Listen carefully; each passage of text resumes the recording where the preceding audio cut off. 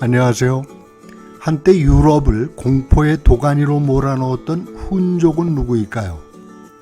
훈족은 어떻게 막강한 로마 제국을 무너뜨렸을까요? 한때 중국을 위협할 만큼 세력이 강했던 흉노와 훈족은 어떤 관계일까요? 유목의 전설 백이편은 유목제국의 신화를 남긴 흉노와 훈족의 이야기입니다. 훈족과 흉노의 관계에 대해서는 지금도 설이 분분합니다. 기원전 3세기경에 고비 사막과 바이칼 일대를 넘나들던 흉노와 5세기경 돌풍처럼 나타나 유럽을 유린하던 훈족은 시간상으로나 거리상으로 너무 멀리 떨어져 있어 별개의 존재로 보입니다. 그러나 로마를 비롯하여 중국에서는 이들을 한 뿌리로 보았습니다. 몽골 고원에서 살아가던 흉노는 몽골 투르크계의 유목부족으로 전해옵니다. 흉노가 처음 기록에 등장한 것은 기원전 4세기경 사마천의 사기입니다.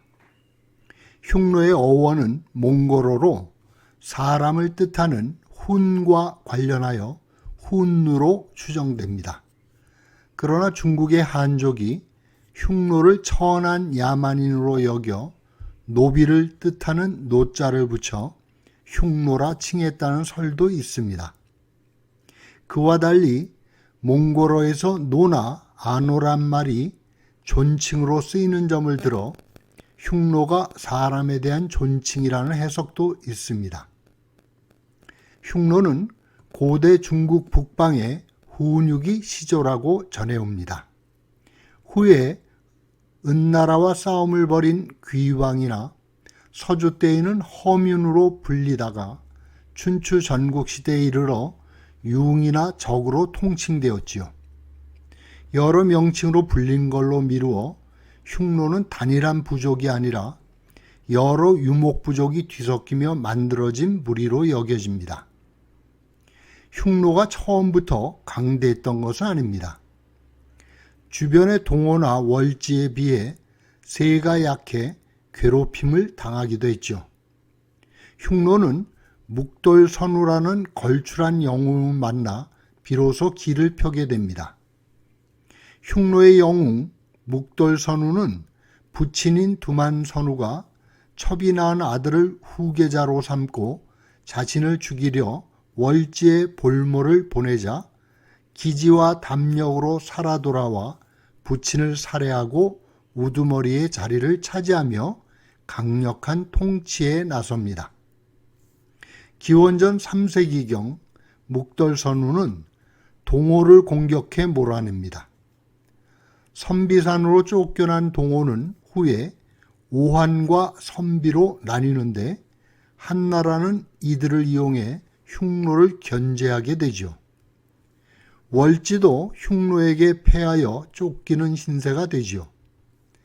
한때 묵돌선우를 볼모로 잡아둘 만큼 기세등등했던 월지의 왕은 머리뼈가 잘려 술잔이 되는 수모를 당하게 됩니다. 흉노는 신장 일대의 부족들과 바이칼 호수의 정령족까지 복속하며 북으로는 그 위세가 시베리아에 이르고 남으로는 중국의 만리 정상까지 미쳤으며 그 강토가 동으로는 만주, 서로는 카스피해에 이를 만큼 최전성기를 맞게 됩니다. 흉노는 한때 중국을 위협할 정도로 세가 강했습니다. 흉노에 시달리던 한나라는 기원전 141년 한무제에 이르러 흉노를 정벌하는 정책을 펴니다. 한무제는 신장의 소왕국들을 정벌하여 흉노로 가는 물화를 차단하고 장건을 서역으로 원정을 보내 서역의 36개 나라들이 흉노와의 관계를 끊게 만들지요. 한편으론 고조선을 무너뜨려 흉노의 왼팔을 잘랐다고 한 걸로 미루어 흉노와 우리의 관계도 예사롭지 않게 느껴집니다. 한나라의 교묘한 전술과 내부의 권력 다툼으로 흉노는 동서로 나뉘며 급격히 국운이 기울게 됩니다. 기원전 1세기경 한나라에 의해 서흉노가 멸망하고 동흉노가 다시 남흉노와 북흉노로 쪼개집니다. 남흉노는 결국 한나라에 복속되었으며 북흉노만이 서쪽으로 달아나 명맥을 이어갑니다. 후한서에는 북흉노가 이리강 주변의 오손 영역에 머물다가 한나라의 끈질긴 추격을 피해 서쪽으로 이동했다고 합니다. 기원전 51년 질지선우가 이끄는 북흉노는 강거와 신장의 기르기즈족, 오손족을 제압하며 추격하는 한나라의 군대를 피해 서쪽 깊숙이 거처를 옮깁니다. 기원전 41년경에는 탈라스와 추강에 성을 짓고 자리를 잡으나 한나라의 끈질긴 추격을 피해 카스피해와 아라레까지 이동합니다.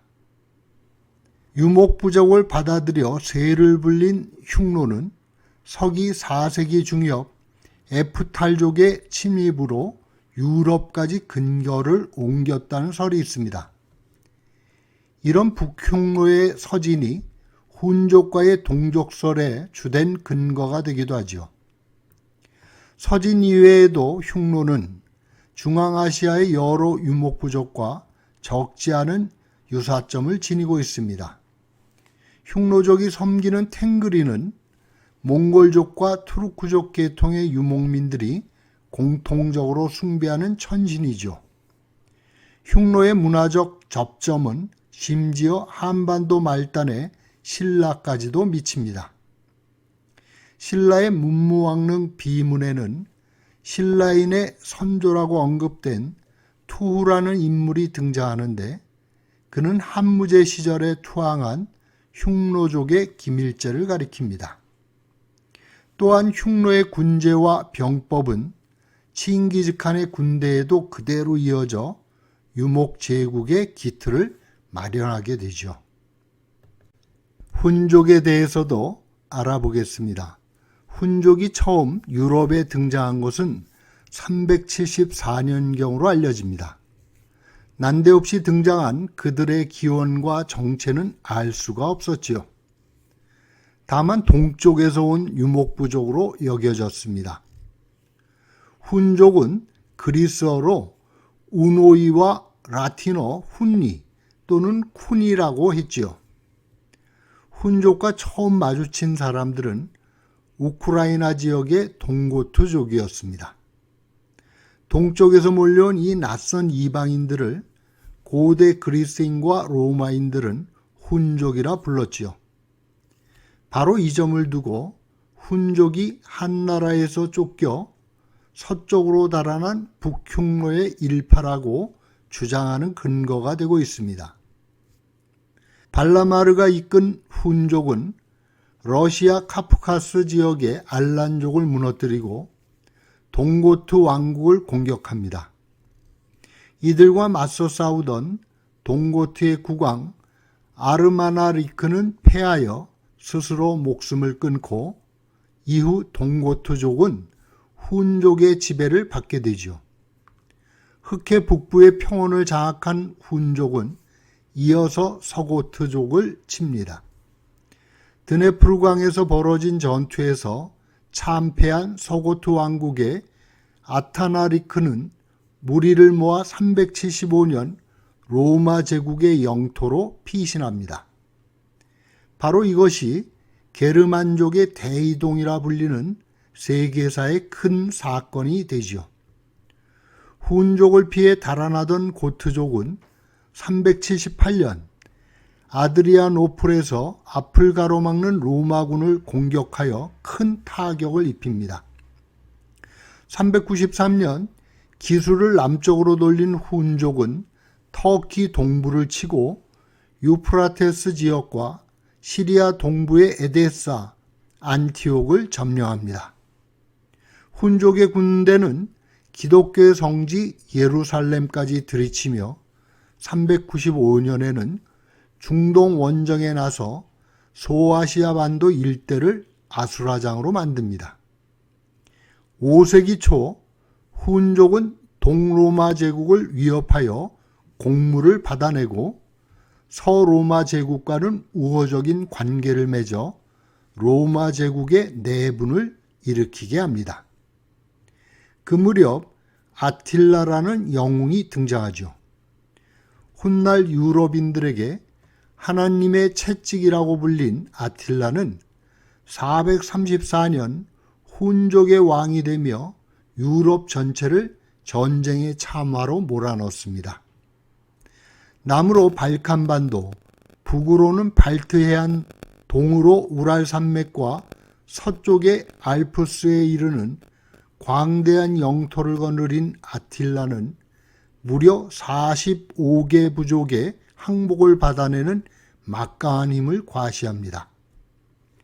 훈족에 쫓겨 몰려든 게르만 민족에 시달리던 서로마 제국은 훈족의 도움으로 이들을 물리치는 승리를 거두게 됩니다. 이 사건은 1200년경 중세 독일의 서사시인 니벨룽겐의 노래로 불려지게 됩니다. 그러나 훈족의 내부에도 암투가 벌어지게 됩니다. 공동 통치를 해오던 블레다와 아틸라 사이에 불화가 싹트며 치열한 형제 간의 암투가 시작되죠. 445년 형 블레다의 죽음으로 권력을 손에 쥔 아틸라는 451년 서로마의 호노리아와 결혼을 핑계로 내세워 훈족과 게르만족으로 이루어진 대군을 이끌고 서로마를 공격합니다. 카탈라우눔 전투를 벌인 아틸라는 452년 서로마의 중심부인 이탈리아 반도로 출정하지요. 알프스 산맥을 넘어 이탈리아로 쳐들어간 훈족의 군대는 지금의 파비아, 밀라노를 휩쓸고 베네치아 근처의 아퀼레이아에 이릅니다. 이때 말을 탄 훈족의 군대를 피해 늪지대로 피신한 사람들에 의해 베네치아라는 물의 도시가 세워지죠. 로마의 교황 레오 1세의 설득으로 아틸라는 군대를 물려 453년 이탈리아로 돌아와 게르만족 여성인 일디코와 결혼식을 올립니다. 그리고 결혼 첫날 밤에 갑작스런 죽음을 맞이합니다. 아틸라의 나이 47살이었습니다. 유럽을 호령하던 아틸라가 죽은 뒤 훈족은 분열되어 게르만족과 로마인들과 싸우다가 무너집니다. 훈족의 일부는 동로마 제국의 용병이 되기도 하고 아바르족에게 흡수되어 흔적도 없이 소멸되고 맙니다. 기록으로 전해오는 훈족의 생김새는 까무잡잡한 갈색 피부에 다부지고 작은 키를 지녔다고 합니다. 키에 비해 큰 머리와 안 보일 정도로 작은 눈, 납작한 코를 지녔지요. 턱수염은 적고 머리를 무거운 돌로 짓눌러 길고 뾰족한 편두를 만드는 풍습이 독특하지요. 훈족은 다른 유목민처럼 가축이 끄는 수레와 이동식 집에서 살았고 한 번 옷을 입으면 누더기가 될 때까지 빨지 않았으며 몸을 잘 씻지 않았다 합니다. 이들은 물을 신성하게 여기며 거기에 머무는 신을 두려워했는데 이는 투르크나 몽골계 유목민 풍습과 다르지 않습니다. 훈족의 군대는 가벼운 무장으로 말을 능숙하게 탔습니다. 놀라운 기동력을 지닌 훈족의 병사들은 활을 주무기로 삼았는데 이 활을 신성하게 여겨 사람이 죽으면 그가 쓰던 활을 무덤에 넣어 주었다 합니다. 슬픈 일을 당하면 머리카락을 자르고 얼굴에 칼로 상처를 내어 피눈물을 흘렸는데 이것은 몽골계 유목부족도 마찬가지였지요. 끝없이 이동하며 여러 부족과 뒤섞여 살아온 유목부족의 기원을 밝히는 것은 결코 쉬운 일이 아닙니다. 바람처럼 떠도는 그들은 여러 이설과 상상과 추론을 만들어냅니다. 한때 세계사에 남을 만큼 큰 변혁과 충격을 준 흉노와 훈족의 관계도 여러 가지 설들이 분분하지요. 2018년 5월 코펜하겐 대학교의 지리유전학센터의 에스케 빌러슬레프 교수는 헝가리에서 몽골, 바이카로에 이르는 중앙아시아 지역 137개체의 인고를 분석하여 유전자 정보인 게놈을 발표했습니다. 연구 결과 훈족은 스키타이인과 흉노족 사이에서 탄생한 종족이라 합니다. 그러한 분석에도 불구하고 흉노나 훈족과 같은 유목부족들은 날아가는 화살처럼 한마디로 규정할 수 없는 유동적 존재에 가깝다는 생각이 듭니다. 흉노의 한 갈래가 서쪽으로 이동하며 주변의 다른 유목민들과 뒤섞여 누구라고 꼬집어 말할 수 없는 복잡한 혈통의 집단을 만들어냈을 것입니다. 또한 그들과는 전혀 교차되지 않았을 그 주변의 부족들 가운데서도 자신을 스스로 흉노나 훈족이라고 자처하는 이들도 없지 않을 것입니다. 어쩌면 유목제국의 기원은 언덕을 구르는 눈덩이처럼 서로 뒤섞이며 부풀려지는 관용과 융합의 힘이 아닐까 싶습니다. 내일을 예측할 수 없는 유목민에게 자신의 오래전 뿌리보다 오늘을 살아갈 눈앞의 현실이 더욱 중요한 물음일 것입니다. 우리는 누구인가? 그런 물음은 한 곳에 머무르며 수녀를 지켜나가는 정주민의 몫일지도 모릅니다. 뿌리 없는 바람의 부족, 훈족과 흉노, 어쩌면 그들은 지금 우리들 가슴 속에서 일렁이는 바람의 주인일지도 모릅니다. 몽골 항공권을 어렵게 구했습니다. 벌써 바람에 흔들리는 몽골 초원의 여름꽃들이 눈앞에 펼쳐집니다. 오늘도 몽골 가는 길과 함께 해주신 구독자님들께 감사드립니다.